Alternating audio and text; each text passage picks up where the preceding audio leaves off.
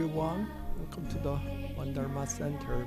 Before starting sitting meditation, why don't you do some moving meditation for several minutes? You can get on your feet.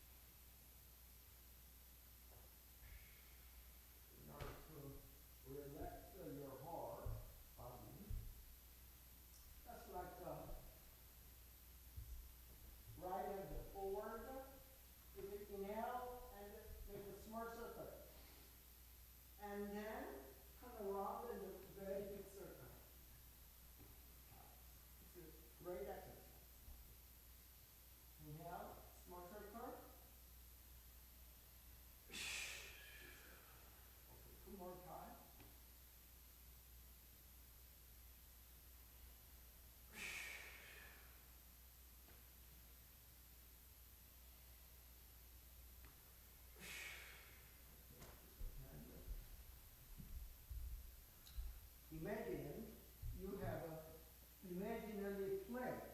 So when you move around with your hands, now let it fall down. Inhale. So, inhale.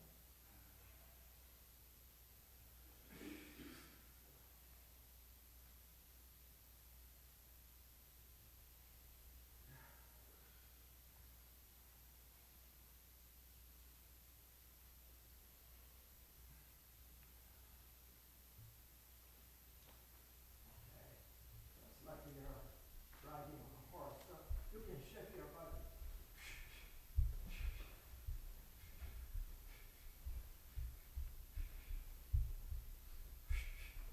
Just like you're expelling unwholesome energy from your body.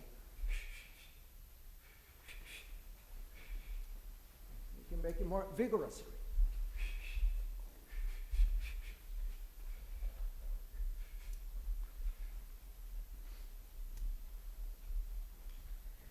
Now you can drop your arms very softly and feel the sensation of your body.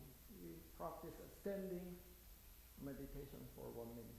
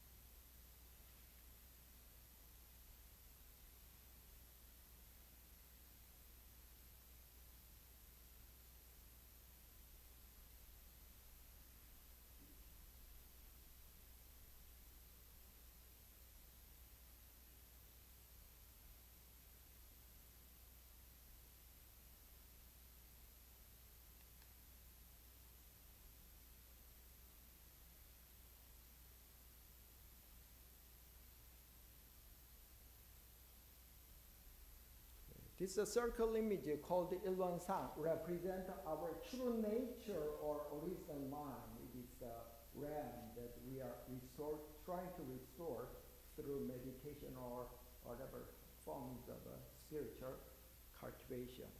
So this is the origin of the universe, which is basically manifested into four realities. We usually call the fourfold grace, the grace of heaven and earth, grace of parents, grace of fellow beings, and the grace of love.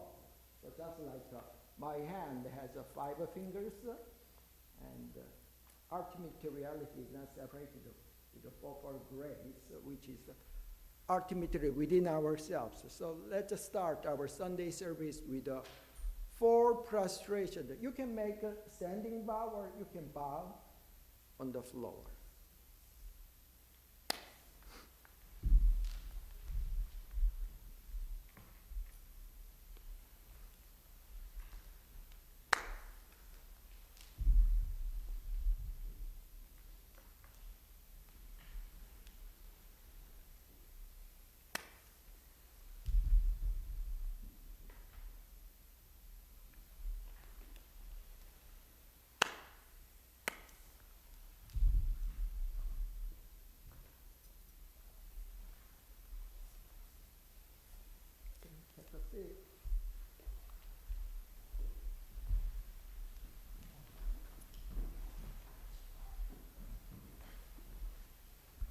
Kathy will lead the method of the sitting meditation.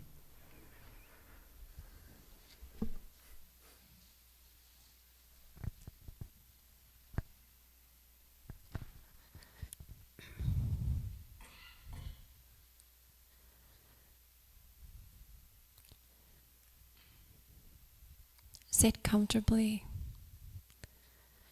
dropping the shoulders, aligning your head and spine in an upright seated posture, and allow the breath to come naturally.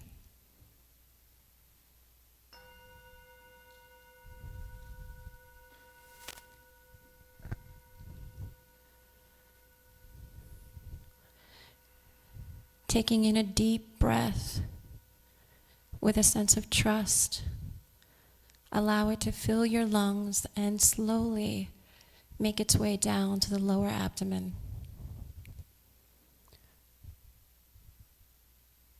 Resting fully in the energy that is gathered here.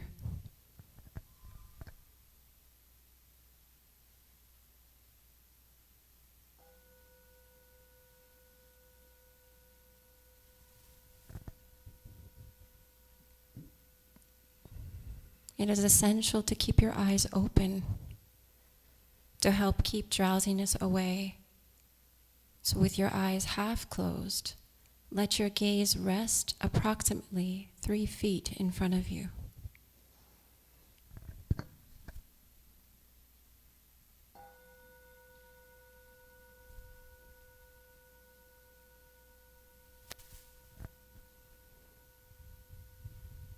As you breathe out, surrender to the moment as it is, with a mind that is ever alert in its calmness and ever calm in its alertness. If your mind becomes dim, collect it to refresh the spirit. If it lapses into wandering thoughts, restore the spirit with right mindfulness.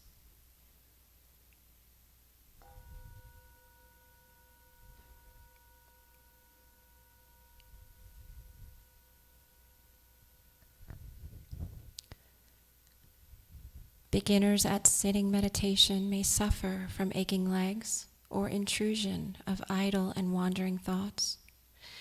If your legs ache, you may occasionally switch their position. And if you are troubled by wandering thoughts, merely recognize them as simply thoughts, and they will vanish by themselves. Remember to return awareness to your breathing again and again.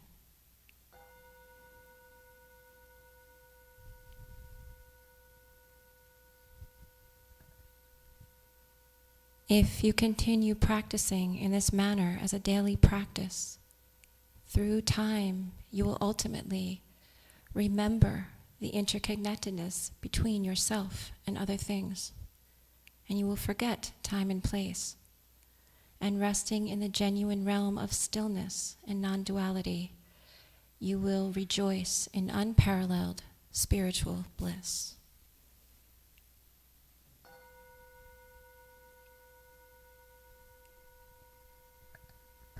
We will practice sitting for 25 minutes.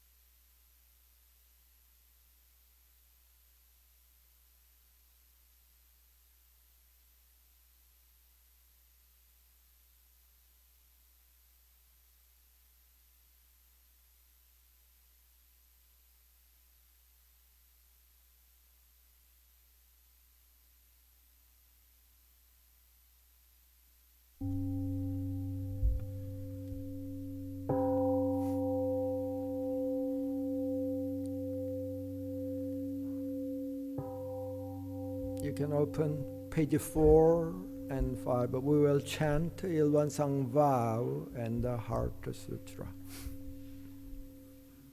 In Taiwan and Japan, chanting school is a more dominant Buddhist school, whereas in Korea or main China, meditation school is so. The merit of chanting is exactly the same as the benefit of sitting meditation. When the medical doctor check the pattern of our brain waves, when you chant, when you practice sitting meditation, it's 100%. You can just chant with no mind, page 4 and 5. Yeah.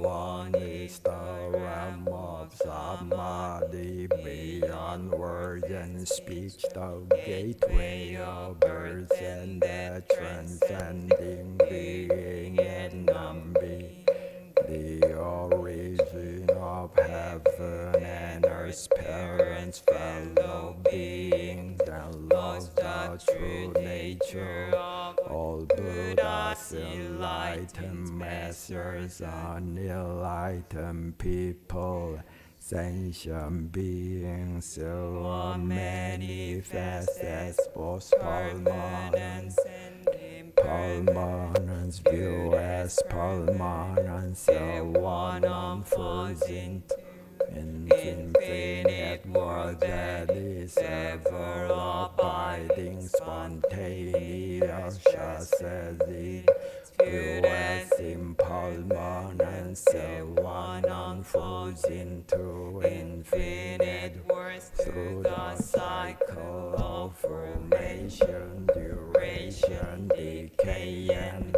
extinction of the universe, and the birth, aging, illness, and death of all beings, according to how we use our minds and bodies. In the 4 forms of birth, we transform through the 6 realms of existence, progressing or regressing with grace arising from harm or harm from grace. Therefore, we unawakened beings vow to practice orative, modeling ourselves after Ilwansang Dharma Kaya Buddha by cultivating our minds and bodies, deeply knowing human affairs and universal principles thoroughly,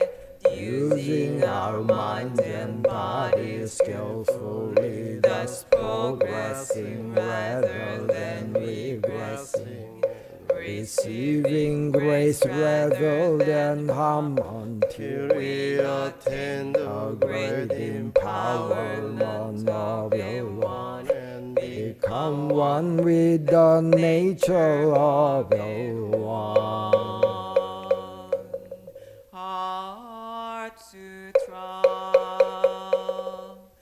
The Bodhisattva of great compassion, when deeply practicing Prajnaparamita, realize that all 5 aggregates are empty, and thus became free from all suffering and distress. Sariputra, form does not default from emptiness. Emptiness does not default from form. Form is emptiness. Emptiness is form. The same is true of sensation, perceptions, impulses, and consciousness. O Sariputra, all dharmas are empty. They do not appear, all disappear, are not tainted, all pure, do not increase or decrease in emptiness. no form, no sensation, no perceptions, no impulses, no consciousness, no eyes, no ears, no nose, no tongue, no body, no mind, no form, no sound, no smell, no taste, no touch, no object of mind, no realm of idea, no tongue, body, or mind consciousness, no ignorance, no extinction of ignorance, no old age and death, no extinction of them, no suffering, no cause of suffering, no cessation of suffering, no path, no wisdom, no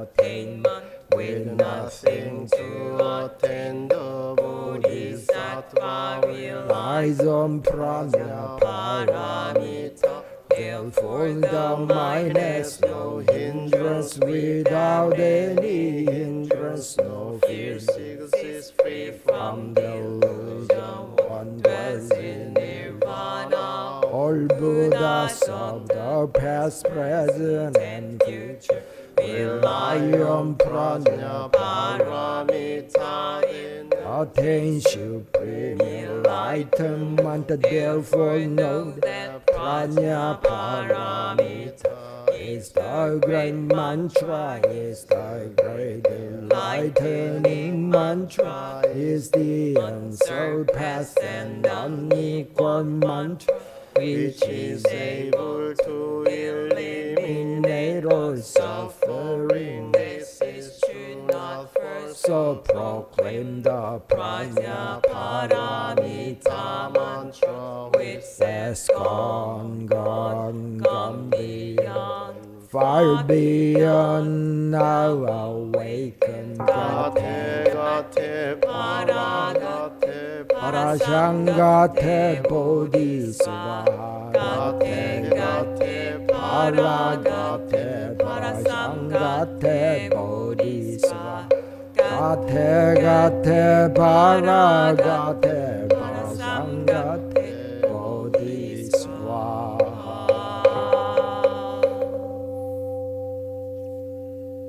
Okay, you can make yourself comfortable.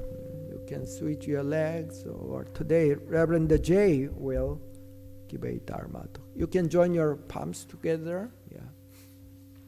Good morning. Good morning.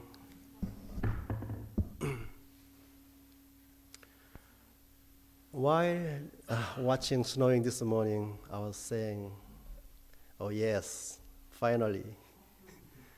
And the second thought, I was thinking, somebody says, uh-oh, we're gonna be very slippery during today and tomorrow.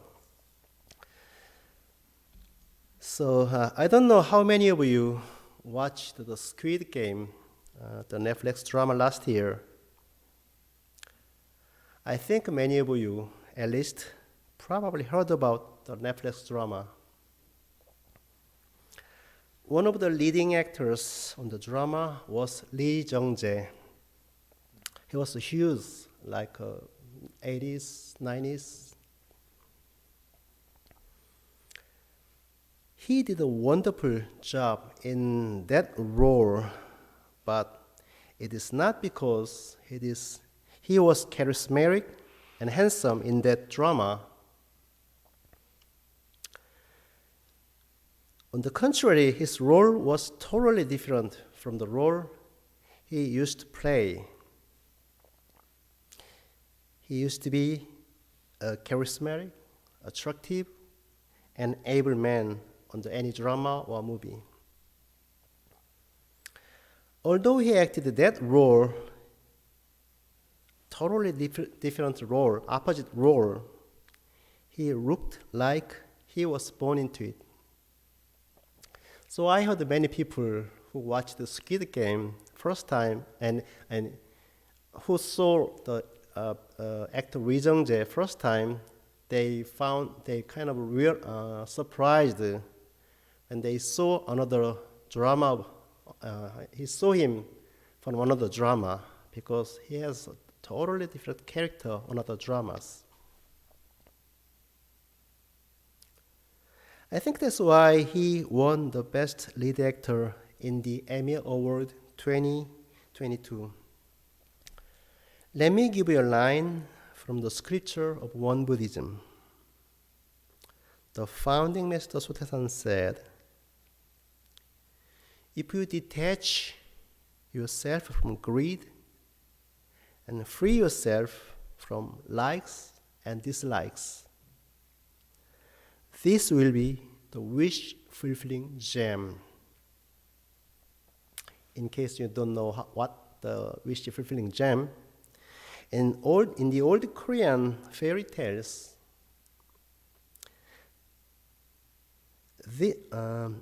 this wish-fulfilling gem is like a magical gem that dragons carry in their mouth. So if you have that gem in your hand, and whatever you think, that's gonna happen. That's what it is. Whenever I read this passage, I used to ask myself, if we could detach ourselves from greed and free ourselves from likes and dislikes, why would this be the wish-fulfilling gem? Let's think about it. Once Master Sotaesan scolded his disciple harshly,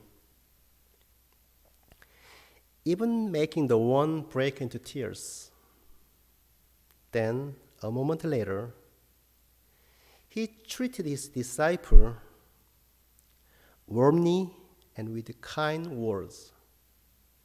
So one of the disciples asked Master Sotaesan why he showed anger at one moment and warmth a moment later. And Master Sotaesan answered, at first, I scolded him in a tough manner to correct his habit, his faults. Then I treated him with kindness to encourage his practice. Let's suppose you are very angry at someone. Can you smile a moment later at the same person?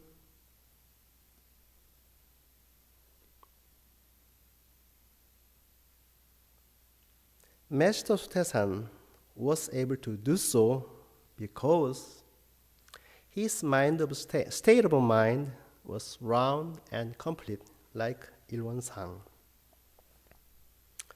As for me, I think at least I don't get angry easily, but when I get angry, I mostly became silent, because I know from my past experiences, I would be regretful for whatever action I take.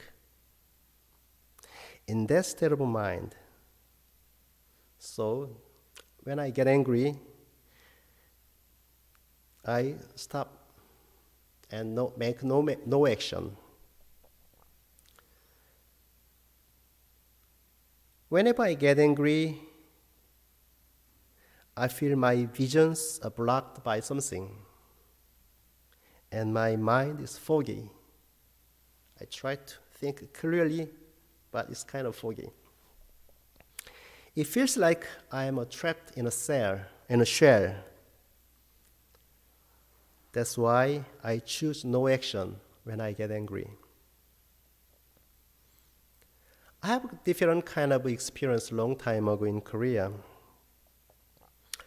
I was assisting someone load cabbages onto a truck, and 4 guys were working together with me on the job. Then it began a drizzling. No one wanted to walk in the rain, but we didn't have other choices. So at the beginning, uncomfortable feeling was growing inside of me. Then the rain became heavy, and all of us soaked. Then something happened. Since we all were already wet, I stopped thinking about getting out of rain because I didn't have a choice. And I was already wet. Then, to my surprise, I felt a strong sense of liberation and freedom, as if there were no self. My mind became filled with joy and energy, and we finished the work in a happy manner. So what do you think is the difference between these two moments? Between when it was drizzling and when it's poured? I think the only difference was we all dropped the thought of avoiding the rain. And when I had that thought, avoiding the rain, I was trapped in my shell of preferences, which I kind of dislike. When I gave up that thought, I was free. I was out of my shell. The message from the scripture earlier today does not suggesting that we should have no preferences, likes or dislikes. Rather, it is suggesting one should have control over your preferences. You should be master, not slave, when you deal with these kind of preferences. The fourth head Dharma master of Won Buddhism, the Venerable Chosan, used to emphasize this point about habit. When you start a new habit, like even, for example, like smoking, it is like a puppy because you can control it. It doesn't have a power over you. You can stop whenever you decide to stop. But once that habit becomes stronger, the habit becomes a lion, and you cannot control it. And you become a slave to that habit. And this is the point the Venerable Chosan used to make. You probably heard of this quote from Ralph Emerson once or twice because it's very famous.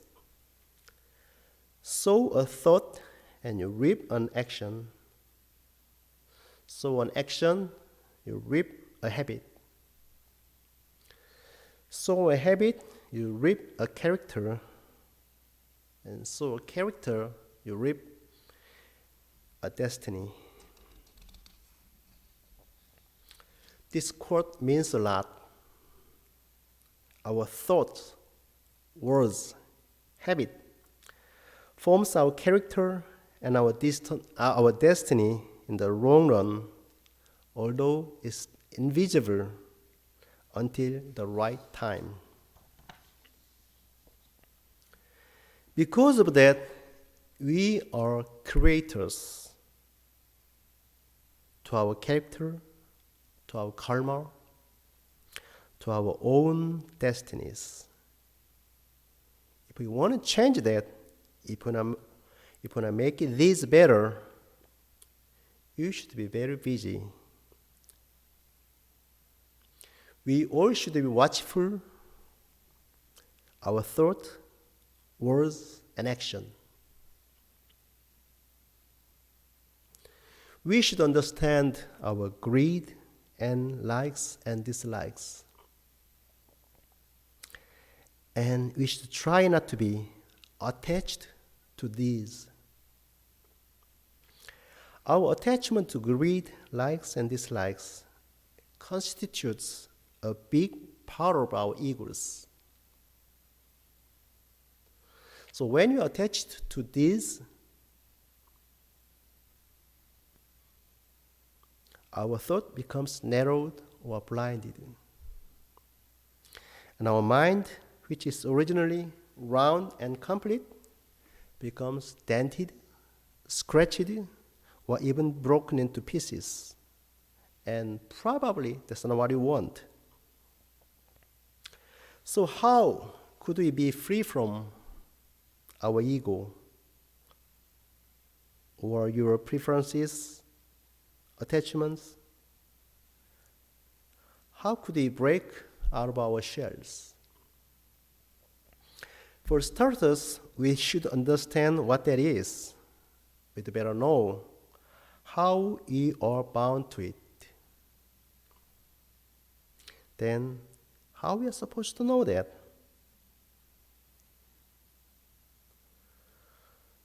For fish to understand what water means to them, they need to get out of water. Until that point, they would never understand what water means to them. Likewise, if we want to understand our attachment to greed, likes or dislikes, one of the best ways would be keeping a distance from it and watching what happens in our mind. Let me tell you about my fasting experience like about 10 years ago.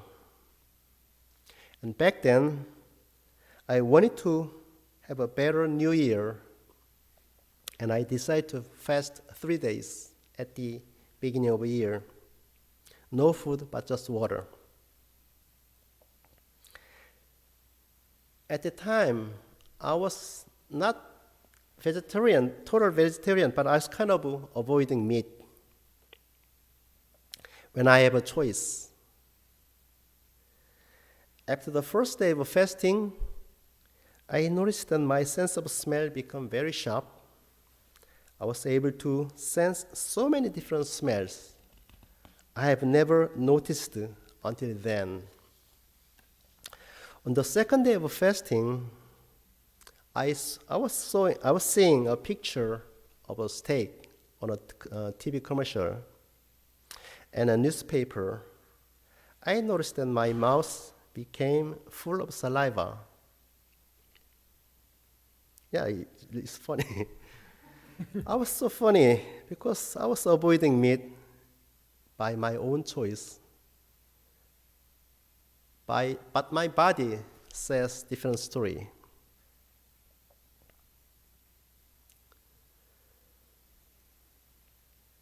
What I thought from the fasting experience was that I didn't know myself well enough as I thought I did. So I'd like to try to challenge your greed, likes and dislikes, and preferences as an exploration to yourself, or just like a science experiment. You will learn a lot about yourself. Also, you will realize the degree of influence you have under that. Then maybe you can raise the bar of your challenge little by little as you walk into yourself. I'm sure this is going to be fun and a learning experience. This practice will give you an opportunity to regain control over those attachments. This practice would be like peeling an onion, layer after layer of your ego. This time is at the end of the year, so probably you might be thinking of your New Year resolutions. I think to succeed in our New Year resolution, we need to break down some part of our old self so that we can build a new self on that ground. As from my own practice on this matter, I have an agenda. How to use my cell phone in a mindful way. It's my big agenda these days. Because I've been observing, I need more practice while using my cell phone. I've been observing, and my attachment to my cell phone is kind of growing, gaining more power over me. So practicing on my attachment on my cell phone will be one of my New Year resolutions, and you will see how it goes. There is a term called overview effect you might have heard before, which is coined by Frank White in 1985. As you know, this term explains a cognitive shift reported by some astronauts while viewing the Earth from the space. Researchers have described the effect as a state of awe with self-transcendent qualities precipitated by a particularly striking visual stimulus. If we think about how to experience the overview effect by yourself, by myself, there are many alternatives rather than traveling to space, I think. Traveling to space is not an option for most of us. So maybe changing your surroundings, traveling to places you've never been to, or hiking to the top of a mountain so that you can overlook the villages. If any of these are a viable option to you, you might experience your own version of overview effect. Maybe scale may be different, but in addition, I think there are cheaper ways. If we can greet every day as if it is the first day on the earth, and end the day as if tonight is the last day of our lives, then probably we would be experiencing the little bit of overview effect on a daily basis. I think a common delusion we have, we believe every day would be the same forever. Let's not forget, our life is really, really short. And nothing is permanent. So, make every day your first day on this planet with deep gratitude. Make every night your last night on this planet with gratitude and reflection. Play with your greed, likes and dislikes, with watchful eyes. And don't give space for your ego to grow. And give enough time and space for your spirit to grow. Thank you. Thank you so much, Reverend J. Yeah. The Dharma talk topic, breaking out of our shell. There is a medium-sized city in South Korea, Jeonju. Like 20 years ago, next to the Sejeonju temple, there used to live some lady who is not mentally healthy. She comes every morning to the Sejeonju temple, and with some furniture or brick people discarded, she made a small house. And she stayed all day long. And when she's hungry, she go out of that her own house and came back in a hurry after meal. When people look inside that kind of her house, she's very mad.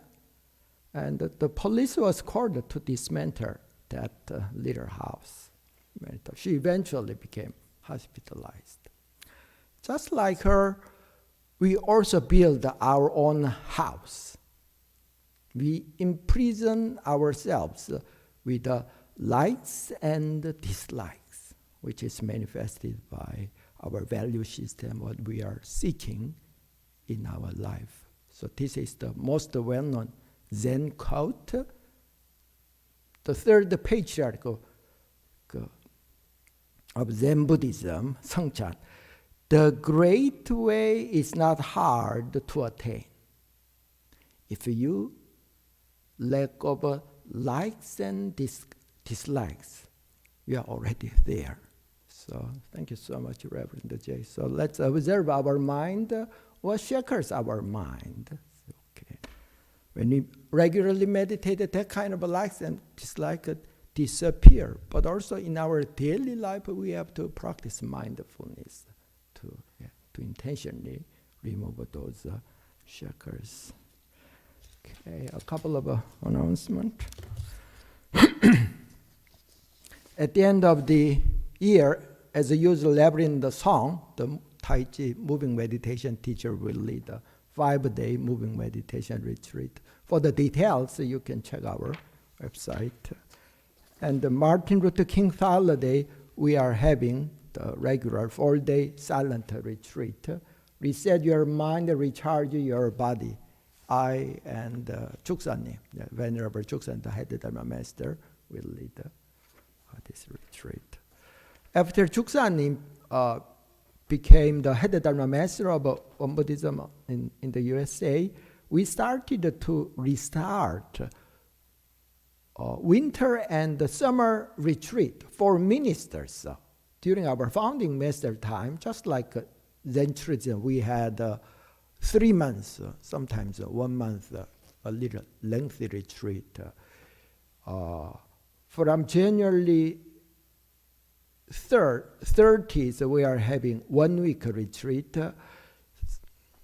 When I or other reverend lead a retreat, it's a work. We cannot recharge ourselves. It's not rest time. So we decided the not more than 15 people. Well, it's basically silent retreat, very, very simple retreat. So for the details, as I said, you can check our website. Okay, thank you so much for your coming in this snowy weather. Please be careful driving back home. Okay, let's end today's Sunday service.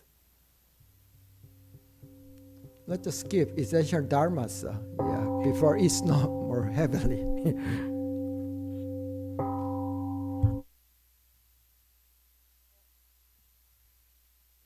Kathy has one announcement today. Yeah.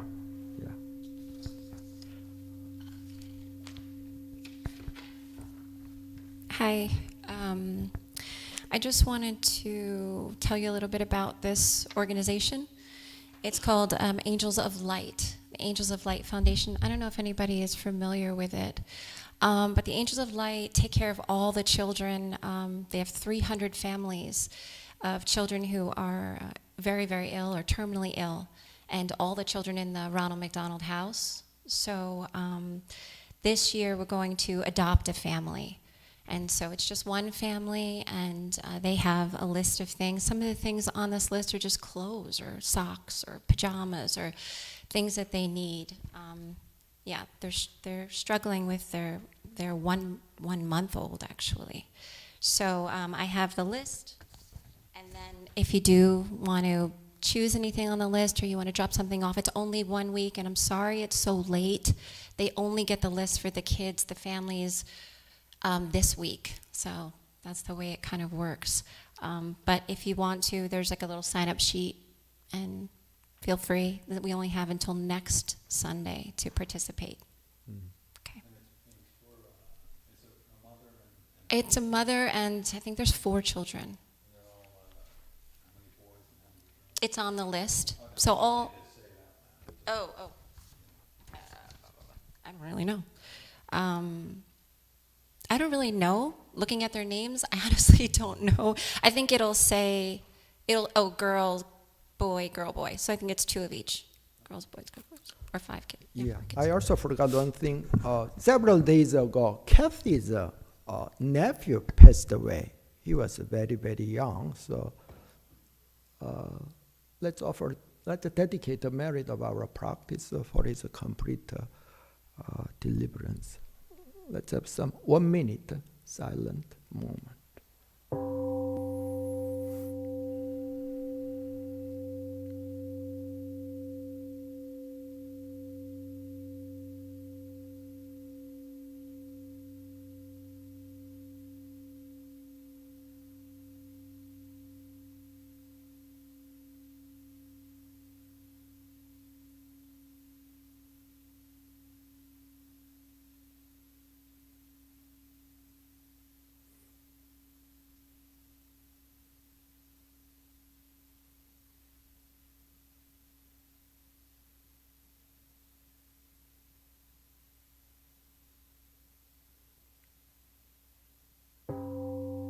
Have a wonderful weekend.